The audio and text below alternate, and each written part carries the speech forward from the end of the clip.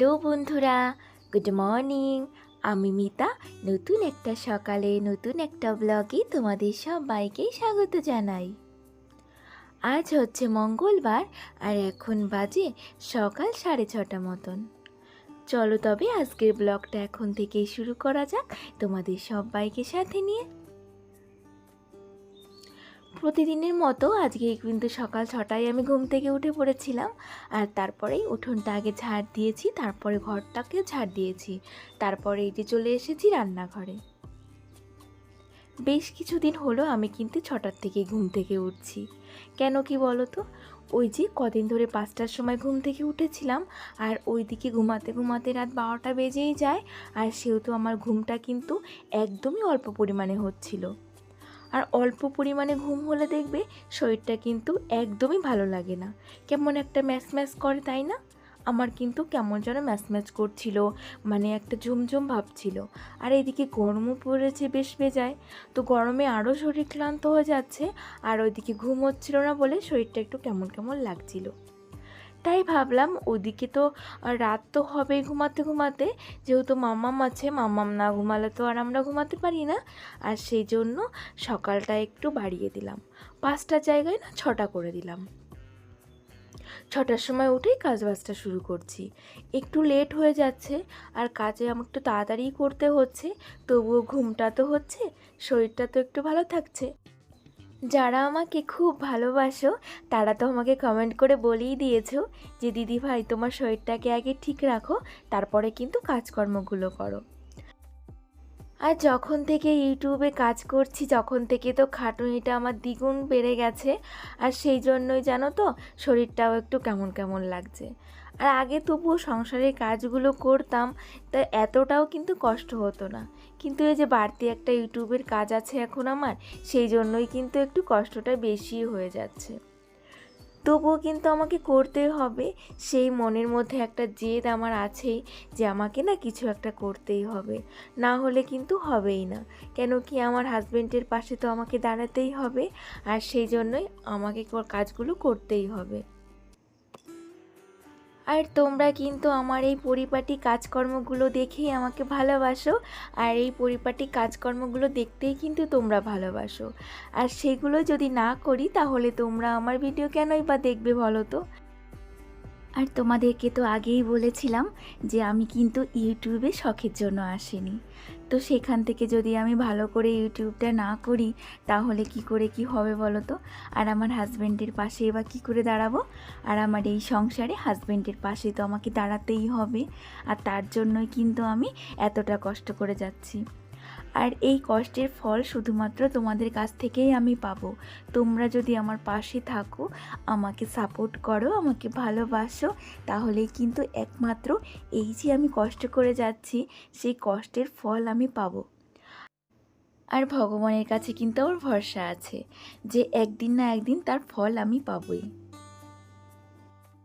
বিয়ের আগে কিন্তু ভগবানের কাছে আমি একটা জিনিসই চাইতাম, যে আমাকে যে বিয়ে করবে তার একটু টাকা পয়সা কম থাকুক তাতে কোনো অসুবিধা নেই, কিন্তু সে যেন একটা ভালো আর চরিত্রবান ছেলে হয়। তো এইটুকুই আমার চাওয়া ছিল, আর ভগবান তো সেইটা আমার পূর্ণ করেই দিয়েছে। আর এখন সংসারে যে আমার মানে একটু কম ইনকাম আছে, একটু কম পয়সা আছে, আর আমাদের কিছু করতে হবে, একটু বাড়িঘর করতে হবে, সেটাই শুধু আমাদের সমস্যা।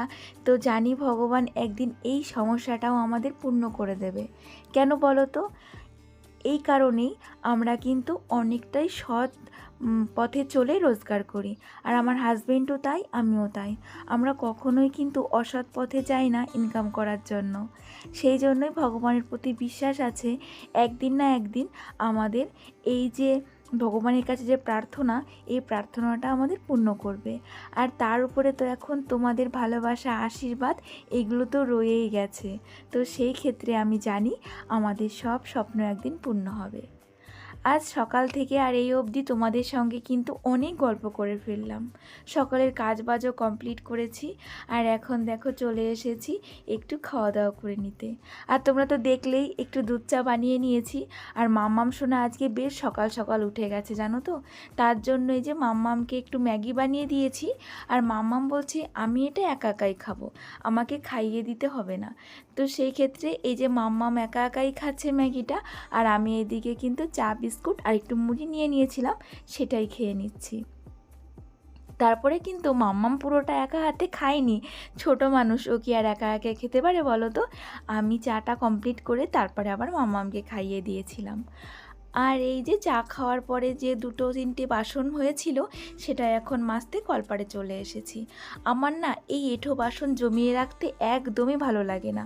যখন যেটা এঁঠো হয় তখনই সেটা আমি না মেজে ফেলি, কেন কি এই যে এঁঠো বাসনগুলো ঘরে রাখতে একদমই ভালো লাগে না, আর দেখতেও যেন ভালো লাগে না। তার জন্য এখন না প্রচুর পরিমাণে কলপারে রোদ উঠে গেছে, তবুও দেখো আমি কিন্তু বাসনগুলো সুন্দর করে পরিষ্কার করে মেজে নিলাম। সকালে কী রানবো ভাবতে ভাবতেই এই যে ভাবলাম কি একটু পটল ভাজা করে নিই। রোজ ওই এক সিদ্ধ কি ভালো লাগে বলো তো। আর আমাদের না সকালের দিকে ভাত না খেলে হয়ই না, কেন কি ওই যে দুপুরবেলা না খেতে খেতে অনেকটাই বেলা হয়ে যায়। সেই কারণে এই যে সকালে ভাতই খেতে হয়, অন্য কিছু খেলে আমরা থাকতে পারি না বেলা অবধি। তার জন্যই ওই যে মামামকে ঘুম পাড়িয়ে খাইয়ে দাইয়ে আমার রান্না করতে অনেকটাই বেলা হয়ে যায়। আর সেই কারণের জন্যেই এই যে সকালবেলা কটা সিদ্ধ ভাত করে নিই, আবার কোনো দিন কিন্তু তরকারিও করি, আবার কোনো দিন ভাজাও করি। এইভাবেই কিন্তু একটা দিন করে ফেলি। তো আজকে করেছি পটল ভাজা করেছি, আর ওদিকে বেগুন সিদ্ধ দিয়েছিলাম আর ডিম সিদ্ধ।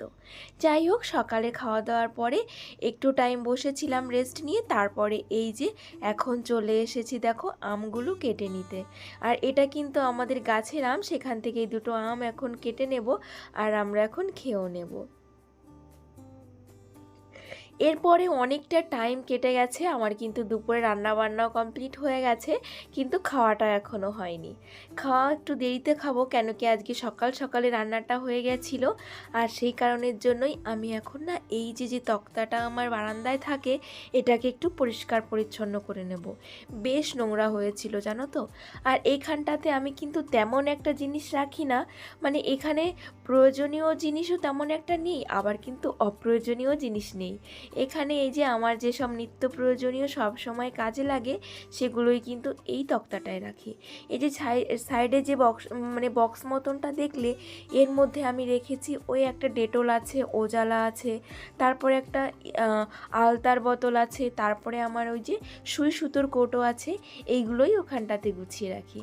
আর এই পাশটাতে দেখো ডেটল রেখেছি, তারপরে একটা ফাঁকা কৌটো দেখছো না, ওটাতে রাখি আমার হচ্ছে চুল, মানে ওই যে চুল আঁচড়াতে গিয়ে যে ছেঁড়া চুলগুলো আসে সেইগুলো রেখে দিয়েছি। আর এখন না কৌটোটা ফাঁকাই আছে, কেন কি সকালবেলা ওই যে তোমাদের একটা চা বানানোর পাত্র দেখালাম না, ওইটা আমি চুল দিয়ে রেখেছি। আর ওইটা রাখতে না অনেকটাই চুল লেগে গেছে আমার, প্রচুর চুল, মানে যতটা জমিয়েছিলাম সব কটা চুলই লেগে গেছে, সেই জন্য এখন কৌটোটা ফাঁকা আছে।